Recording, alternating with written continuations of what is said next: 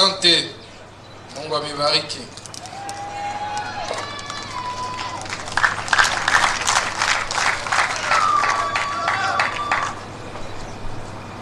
Messieurs l'ambassadeur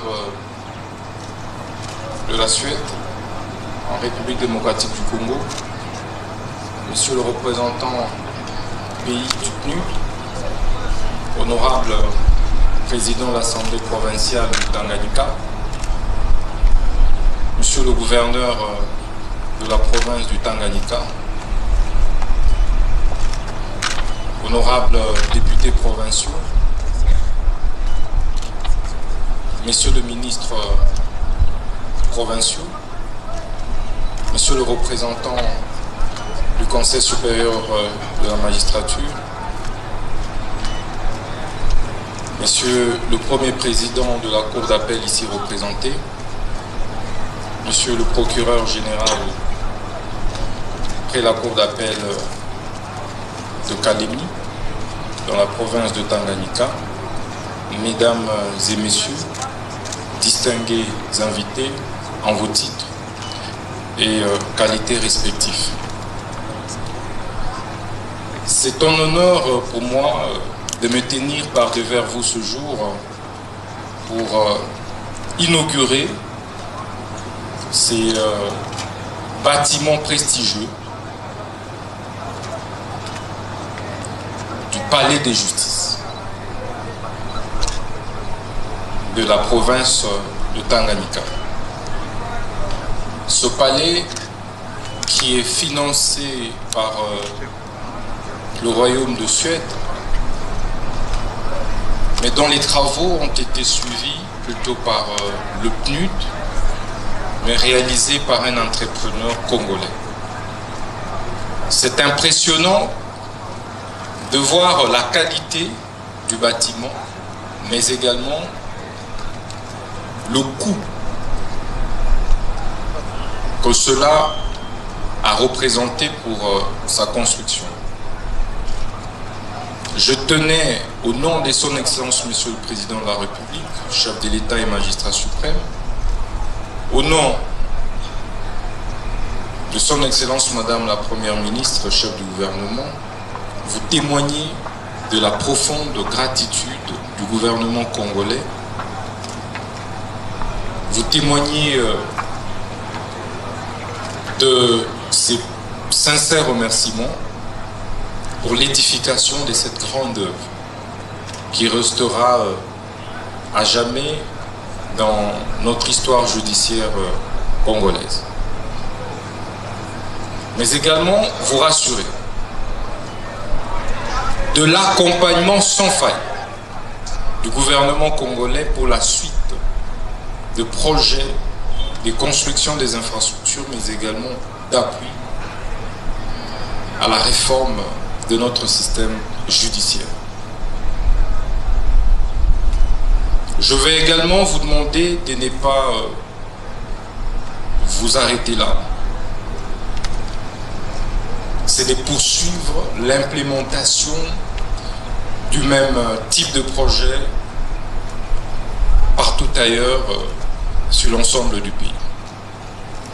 Déjà, j'ai reçu les instructions du magistrat suprême pour implémenter le même type de construction dans 3 provinces. Et c'est sur financement du gouvernement. À savoir la province du Kassa oriental, la province de Lomami, mais également la province du Sankourou. Je voudrais ici également solliciter votre accompagnement technique pour doter les autres provinces qui restent encore des infrastructures judiciaires de ce type. C'est ici également les lieux d'inviter les magistrats du haut de la province de Tanganyika à bien tenir cet ouvrage, à bien l'entretenir, pour éviter les fissures, pour éviter qu'il soit délabré dans les jours, dans les semaines, dans les mois qui suivent. le gouvernement, par l'entremise du PNUD et la coopération avec la Suède, vous a construit cet édifice. Il vous revient maintenant de pouvoir l'entretenir.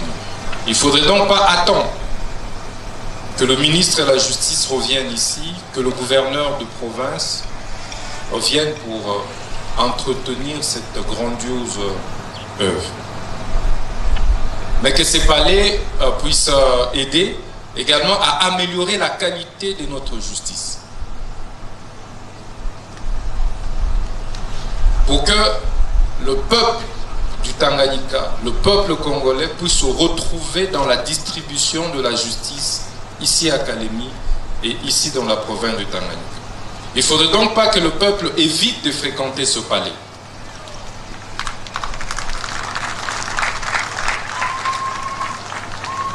Ça doit être un palais qui rassure les justiciables, parce qu'il est construit pour les justiciables.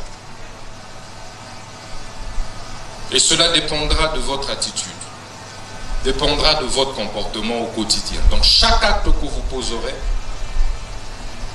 vous devriez vous rassurer que cela conforte les attentes de la population. Ce palais doit donc constituer l'abri pour ceux dont les familles n'ont pas de nom, comme on dit. Pour ceux qui n'ont pas des moyens financiers pour affronter la justice. Ce palais devait être l'abri pour les plus faibles et non que pour les forts. C'est donc une responsabilité plus qu'un honneur. Je puis vous rassurer que le gouvernement de la République va continuer à vous accompagner pour qu'au-delà de ce palais, il soit construit ou aménagé d'autres infrastructures judiciaires et pénitentiaires. À savoir la prison centrale de Kalemi, qui est dans un état de délabrement le plus avancé, avec une surpopulation carcérale incommensurable. Nous allons donc travailler à créer l'équilibre pour que les justiciables ou les condamnés qui le seront par ce palais puissent trouver où être incarcérés. Donc la deuxième priorité pour nous, la plus pressante, c'est donc la construction d'une nouvelle prison ici à Kalemi. Pour nous rassurer que les conditions carcérales répondent aux normes et standards internationaux.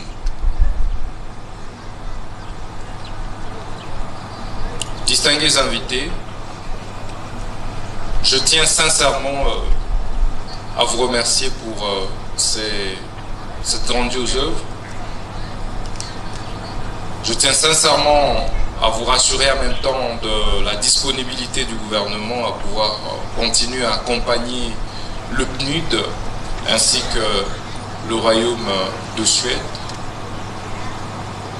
Je vous remercie pour l'attention que vous avez accordée à notre petit mot.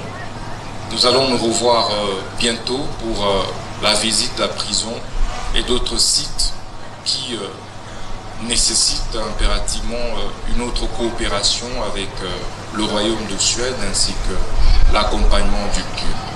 Je vous remercie, que Dieu vous bénisse. Merci beaucoup. Excellence, Monsieur le ministre d'État, nous allons vous prier de garder presque la même position le temps que les chefs de corps, qui sera coiffé par son Excellence, Monsieur le gouverneur de province, vous rejoignent pour la coupure du ruban symbolique.